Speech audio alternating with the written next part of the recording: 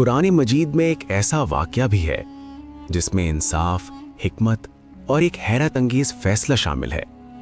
ایک ایسا واقعہ جہاں ایک 11 سال کا بچہ اپنے وقت کے نبی کے سامنے کھڑا ہو جاتا ہے اور ایک ایسا مشورہ دیتا ہے جو فیصلے کی پوری سمت بدل دیتا ہے۔ یہ واقعہ حضرت داؤد علیہ السلام اور حضرت سلیمان علیہ السلام کا ہے۔ ایک دن 2 آدمی حضرت داؤد علیہ السلام کے پاس آئے۔ ان میں سے ایک تھا کھیت کا مالک اور دوسرا بکریوں کا مالک۔ کھیت کے مالک نے کہا، یا نبی اللہ، میں نے اپنی زمین میں محنت سے فصل اگائی تھی، لیکن رات کے وقت بکریاں اندر داخل ہو گئیں اور ساری فصل تباہ کر دی۔ اب میں انصاف چاہتا ہوں۔ حضرت داؤد علیہ السلام نے معاملہ سنا اور فیصلہ فرمایا، بکریاں کھیت کے مالک کو دے دی جائیں۔ یہ فیصلہ بظاہر سادہ تھا، لیکن کہانی ابھی ختم نہیں ہوئی تھی۔ اسی وقت وہاں ایک نوجوان موجود تھا۔ یہ تھے حضرت سلیمان علیہ السلام۔ وہ خاموشی سے سب سن رہے تھے۔ پھر انہوں نے کہا، اگر اجازت ہو تو میرے پاس اس سے بہتر حل ہے۔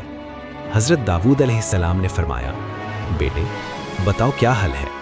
حضرت سلیمان علیہ السلام نے عرض کیا، بکریوں کو وقتی طور پر کھیت کے مالک کے حوالے کر دیا جائے اور بکریوں کا مالک کھیت کو دوبارہ ویسا ہی بنا دے جیسا پہلے تھا، پھر دونوں اپنی چیزیں واپس لے لیں۔ یہ سن کر فیصلے کی سمت بدل گئی۔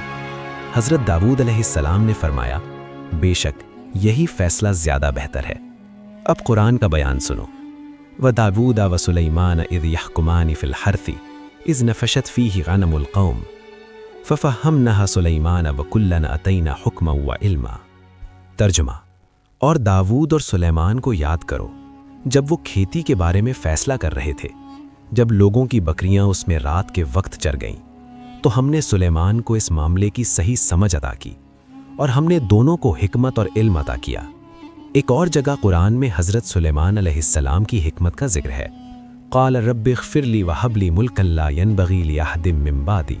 ترجمہ: انہوں نے کہا، اے میرے رب، مجھے بخش دے اور مجھے ایسی بادشاہی عطا فرما جو میرے بعد کسی کو نہ ملے۔ اب اصل بات سمجھو، یہاں کوئی باپ اور بیٹے کی ضد نہیں تھی، نہ کوئی مقابلہ تھا۔ یہ اللہ کی طرف سے علم کے درجات تھے۔ ایک نبی کو ایک زاویہ سمجھ آیا اور دوسرے کو اس سے بھی گہرا حل عطا ہوا۔ اور یہ بھی یاد رکھو، یہ واقعہ ہمیں یہ نہیں سکھاتا کہ اولاد بڑوں کے خلاف ہو جائے، بلکہ یہ سکھاتا ہے کہ علم اور حکمت عمر سے نہیں، اللہ کی عطا سے ملتی ہے۔ اور آخر میں، ہر بڑا فیصلہ صرف طاقت سے نہیں، بلکہ انصاف اور بہتر